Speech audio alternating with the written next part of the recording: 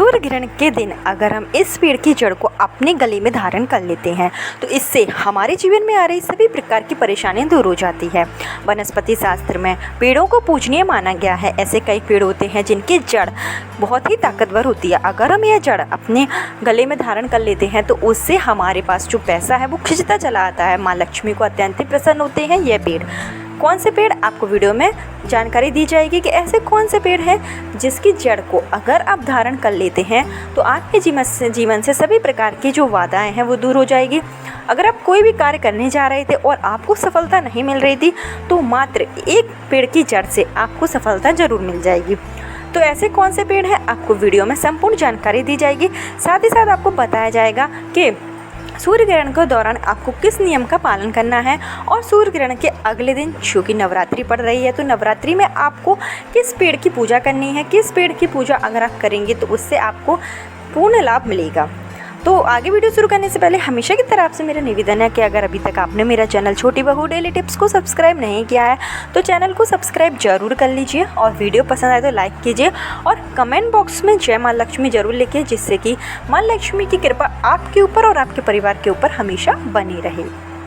सूर्य ग्रहण इस बार के जो साल का सबसे पहला सूर्य ग्रहण है वो 8 अप्रैल सोमवार को पड़ने जा रहा है। यह जो सूर्य ग्रहण है वो सोमती अमावस्या के दिन पड़ रहा है। ऐसे में यह सूर्य ग्रहण बेहद ही शुभ फलदायी है।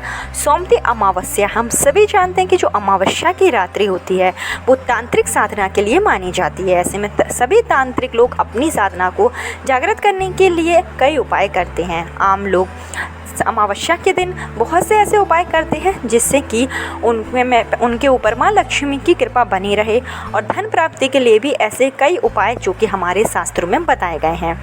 तो आपको बता दें कि ऐसे ही कई पेड़ भी होते हैं जिनसे कि हम अगर उपाय करते हैं तो भी हमारे जो कार्य हैं वो सिद्ध हो जाते हैं और हमें सफलता जरूर मिल जाती है।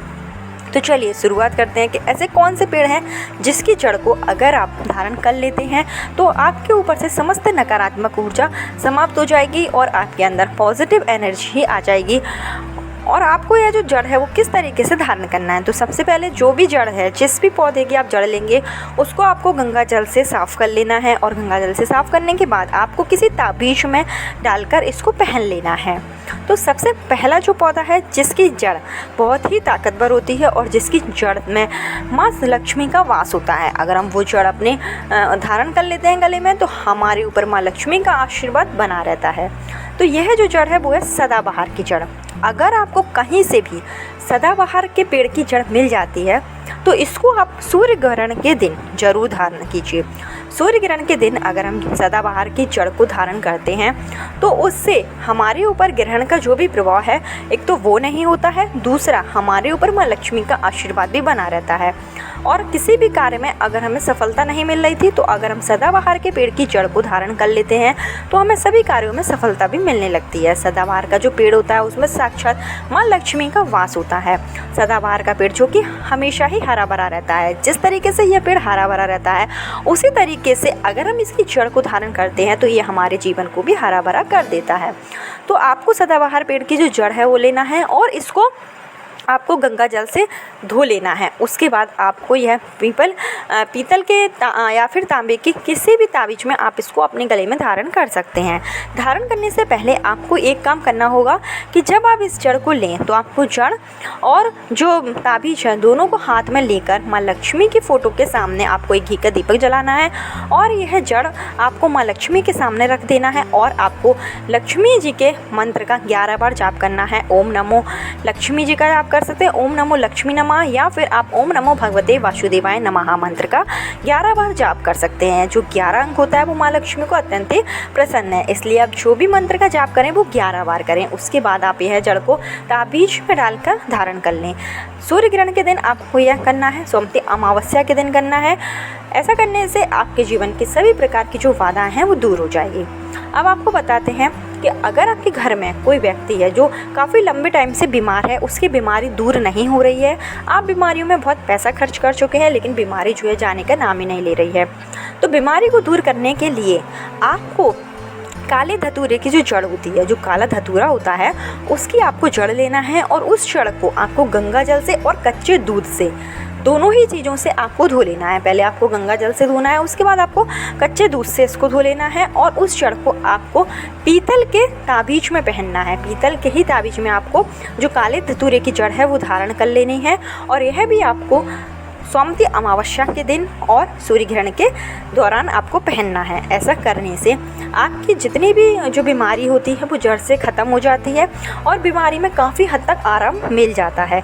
तो सूर्य ग्रहण के दौरान आपको काले धतूरे की जड़ का यह उपाय ज़रूर करना चाहिए और यह जो उपाय है हमारे पूजनीय गुरु जी की कथा से लिया गया है। कथा को ध्यानपूर्वक सुनकर ही आपको यह उपाय बताया गया है। साथ ही साथ आपको बता दें कि अगर आपके घर में बहुत ज़्यादा आर्थिक संकट है, पैसा बिल्कुल भी नहीं रुकता है, पैसा आता भी है लेकिन कहाँ चला जाता है बिल्कुल भी नहीं पता रहता है, आपके घर में पूरी तरीके से दरिद्रता वास कर चुकी है, तो आपको माँ लक्ष्मी के आशीर्वाद के लिए इस पेड़ की जड़ को अपने गले में धारण करना है।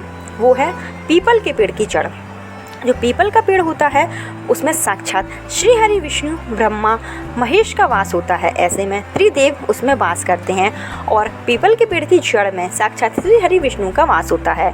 अमावस्या के दिन माँ लक्ष्मी भी पीपल के पेड़ पर वास करती है। ऐसे में अमावस्या के दिन हमें पीपल के पेड़ की जड़ को सम्मानपूर्वक थोड़ी सी जड़ हमें ले लेना है और उस जड़ को आपको लाल कलर के कपड़े में बांधकर अपने गले में धारण करनी है। और जब आप यह जड़ लें उससे पहले आपको 1 लोटा जल पीपल के पेड़ में चढ़ाना है और 1 घी का आपको दीपक जलाना है और पीपल के पेड़ की आपको 7 परिक्रमा करनी है। उसके बाद ही आपको थोड़ी सी जड़ पीपल के पेड़ से ले लेनी है और इस जड़ को आपको ओम नमो भगवते वासुदेवाय नमः मंत्र का जाप करते हुए लाल कलर के कपड़े में धारण कर लेना है। अगर आप इसको अपने गले में धारण नहीं कर सकते हैं तो आपको आने वाली चैत्र नवरात्रि में अगर आप चाहते हैं कि आपके घर में सुख संपदा बनी रहे, दरिद्रता दूर हो जाए, तो इसके लिए आपको जो चैत्र नवरात्रि शुरू होने वाली है, जो कि 9 अप्रैल से शुरू होने वाली है और 17 अप्रैल तक चलेगी, तो आपको इन पूरे 9 दिनों में अपने घर के मुख्य द्वार पर पीपल के पत्तों का जो वंदरवान होता है, जो तोरण होता है, वो आपको लगाना चाहिए। जिस तरीके से हम आम के पत्तों का तोरण लगाते हैं उसी तरीके से अगर हम पीपल के पत्तों का तोरण चैत्र नवरात्रि के दौरान लगाते हैं, पूरे दिनों में लगाते हैं, तो इससे माँ लक्ष्मी की कृपा हमारे घर पर बनी रहती है। किसी भी तरीके का आर्थिक संकट नहीं आता है और हमारे अंदर पॉजिटिव एनर्जी आ जाती है, घर की दरिद्रता दूर हो जाती है। तो अगर आप चाहते हैं कि आपके घर में माँ लक्ष्मी का आशीर्वाद रहे, दुर्गा जी के 9 रूप आपके घर में आ जाए, तो आपको पीपल के पत्तों का बंदरवाना चैत्र नवरात्रि के दौरान जरूर लगाना चाहिए। चैत्र नवरात्रि जो कि सूर्य ग्रहण के एक दिन बाद ही है। सूर्य ग्रहण जो कि 8 अप्रैल सोमवती अमावस्या के दिन लगेगा और यह जो सूर्य ग्रहण है वो काफ़ी लंबे टाइम का सूर्य ग्रहण होने वाला है। यह सूर्य ग्रहण 8 अप्रैल को रात्रि में 9:12 से शुरू होगा और यह रात्रि में 1:25 पर समाप्त होगा। पूरे 4.5 घंटे का यह सूर्य ग्रहण लगेगा और इसके अगले दिन नवरात्रि है। ऐसे में नवरात्रि के दिन हमें पीपल के पत्तों का बंदरवाना जरूर बांधना चाहिए। चलिए आपको बता दें कि अगर आपका कोई भी कार्य नहीं हो पाता है, आप कोई परीक्षा देते हैं, उसमें आप सफल नहीं हो पा रहे हैं, आपने कई नौकरी के लिए ट्राई किया है, वो भी नहीं लग पा रही है, टोटल मिलाकर अगर आप कोई भी कार्य करने जाते हैं तो उसमें आपको सफलता नहीं मिलती है, आपकी किस्मत आपका साथ नहीं देती है, तो इसके लिए आपको सूर्य ग्रहण के दौरान यह उपाय करना चाहिए। आपको चमेली के पत्ते की जड़, चमेली का पेड़ जो कि हनुमान जी को बेहद ही प्रिय है, तो यह जो चमेली के पत्ते की जड़ होती है, आपको कहीं से भी ये जड़ ले लेना है और इस जड़ को आपको गंगा जल से धोकर साफ कर लेना है और इसको आपको चांदी के ताबीज में अब पहनकर अपने गले में या फिर बाजू में बांध लेना है। अगर हम चमेली के पेड़ की जड़ अपने शरीर में धारण करते हैं तो इससे हमारे जितने भी बिगड़े काम होते हैं वो बन जाते हैं, हमारे ऊपर हनुमान जी की कृपा बनी रहती है। तो अगर आप चाहते हैं कि आप परीक्षा में सफल हो जाएं, अगर आप विद्यार्थी हैं, आप नौकरी प्राप्ति की तलाश कर रहे हैं, तो आपको चमेली की जड़ का यह उपाय जरूर करना चाहिए। ऐसे कई तरीके के पेड़ हमारे शास्त्रों में निहित हैं, जिसको करने से, जिसका उपाय अगर हम करते हैं तो हमारी सभी प्रकार की मनोकामनाएं पूरी हो जाती हैं। साथ ही साथ आपको बता दें कि जो सोमवती अमावस्या का जो दिन होता है वो सुहागन महिलाओं के लिए बहुत ही अच्छा दिन होता है। ऐसे में सुहागन महिलाएं अपने सुहाग की रक्षा के लिए इस दिन तुलसी माता की पूजा जरूर करें, तुलसी माता को सुहाग की सभी चीज़ें चढ़ाएं और आप 108 बार तुलसी माता की परिक्रमा करें। ऐसा करने से तुलसी जी चूँकि माँ लक्ष्मी का स्वरूप है, हमारे ऊपर अपनी कृपा बनाए रखती है और आपके पति की दीर्घायु भी प्राप्त करती है। आपको अगर आप चाहते हैं कि आपके घर में हमेशा सुख शांति बनी रहे, किसी भी तरीके का लड़ाई झगड़ा ना हो, तो इसके लिए आपको सोमती अमावस्या के दिन पीपल के पेड़ पर जाकर एक दीपक यह जो पेड़ होते हैं वो बहुत ही पूजनीय पेड़ हैं। इन पेड़ों में देवी देवता का वास होता है। तो ऐसे में अगर हम विशेष मौके पर विशेष उपाय करते हैं तो हमारी सभी प्रकार की मनोकामनाएं पूरी हो जाती हैं। तो ऐसे ही छोटी सी जानकारी थी जो आपको पहुंचाई गई है। अगर आपको वीडियो पसंद आई हो तो लाइक कर दीजिए और चैनल पर पहली बार आए हैं तो सब्सक्राइब जरूर कर दीजिए। और ऐसी ही जानकारी आप और भी प्राप्त करना चाहते हैं तो चैनल पर जय माँ लक्ष्मी कमेंट में जरूर लिखिए। कल फिर मिलती हूँ नए वीडियो के साथ, जब तक के लिए राधे राधे।